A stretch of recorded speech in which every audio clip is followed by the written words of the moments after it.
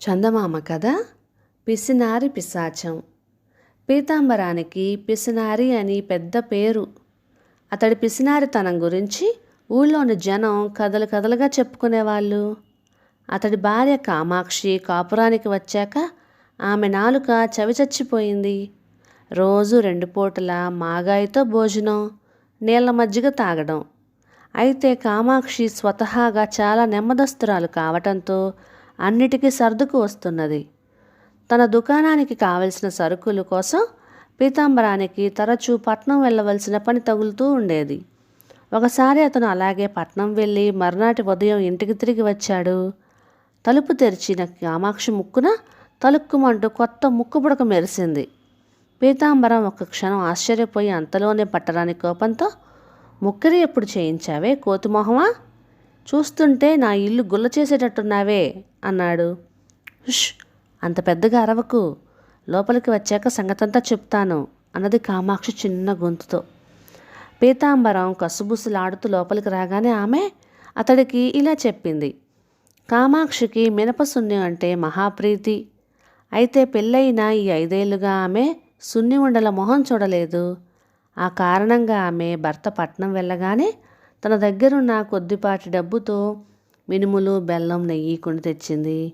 ఈ సున్ని ఉండల సంగతి ఇరుగు పొరుగు కూడా తెలియకూడదనుకొని కామాక్షి ఊరు బాగా మాటు మణిగినాక మినుములు దోరగా వేయించి విసిరి బెల్లం మెత్తగా తరిగి పిండిలో వేసి కాచిన నెయ్యి పోసి సున్ని ఉండలు నొక్కసాగింది.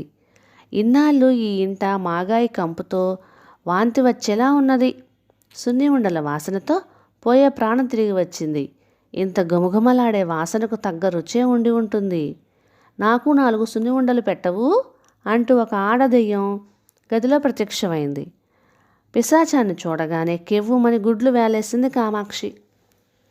భయపడకు కామాక్షి, నేను పరాయి దయ్యాన్నేం కాదులే, మీ పెరట్లో ఉన్న చింత చెట్టు మీద ఉంటున్నాను అన్నది పిశాచి సౌమ్యంగా.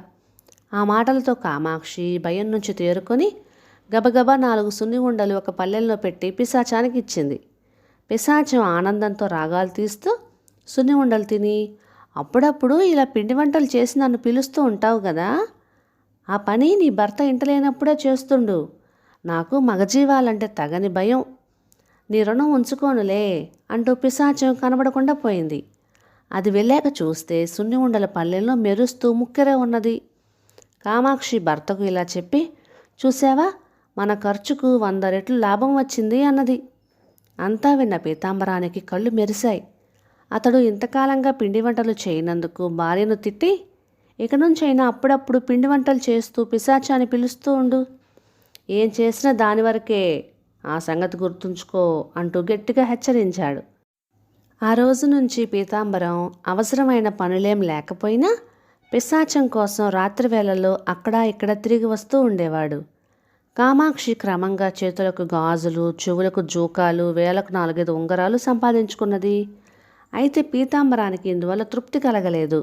అతడికి పిశాచం నుంచి పెద్ద మొత్తంలో ధనం సంపాదించాలని ఉన్నది. ఆ ఆశతో అతడు రోజు చీకటి పడగానే చింత చెట్టు కింద నిలబడి, ఓ ఆడపిశాచమా, నీది ఎంత ఉదార బుద్ధి, నా భార్యను సొంత కూతురి కన్నా ఎక్కువగా చూసుకుంటున్నావు, నాకు ఒక్కసారి కనిపించు అని చేతులెత్తి మొక్కుతూ ఉండేవాడు. ఇంత చేసిన పిశాచం అతడి కంటపడలేదు.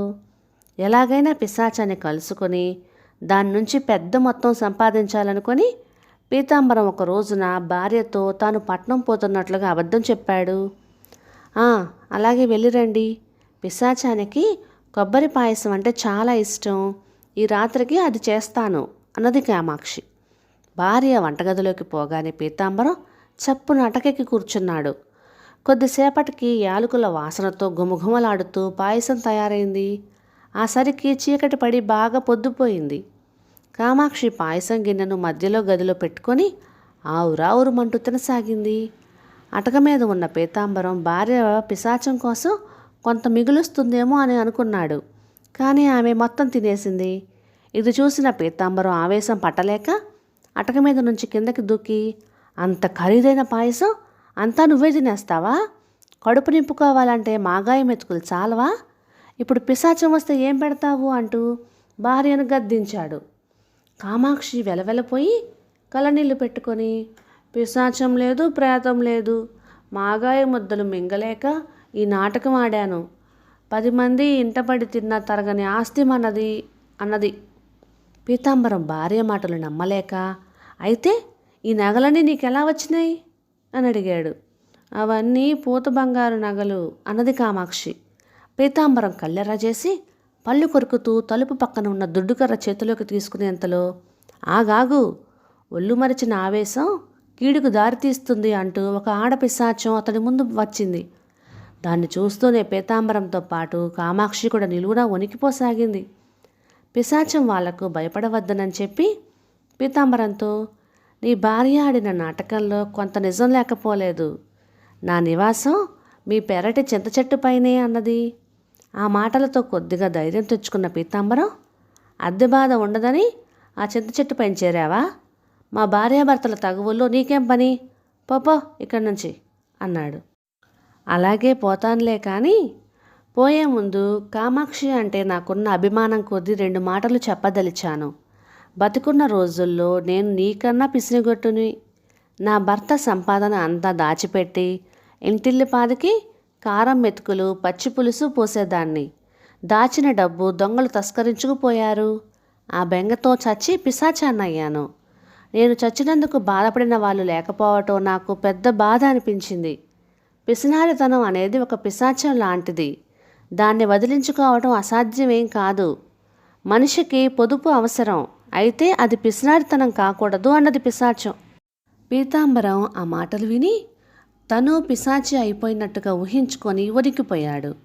అతడు పిశాచికి 2 చేతులు జోడించి, నీ మేలు జన్మలో మరువను. ముందు ముందు నేను మరొక పిసినారి పిశాచంగా ఆ చింత చెట్టు మీద చేరకుండా కాపాడావు అన్నాడు. ఇన్నాళ్లకు ఒక మంచి పని చేశాను, నాకు చాలా సంతోషంగా ఉంది అంటూ పిసినారి పిశాచం నవ్వుతూ కిటికీలో నుంచి పెరట్లోకి వెళ్ళిపోయింది. పీతాంబరం భార్యతో, నన్ను క్షమించు కామాక్షి, ఇన్నాళ్ళు నేను నిన్ను చాలా కష్టపెట్టాను. ఆ పాత పీతాంబరాన్ని మర్చిపో. ఈరోజే మనిద్దరికీ పెళ్ళయింది అని అనుకుందాం అన్నాడు.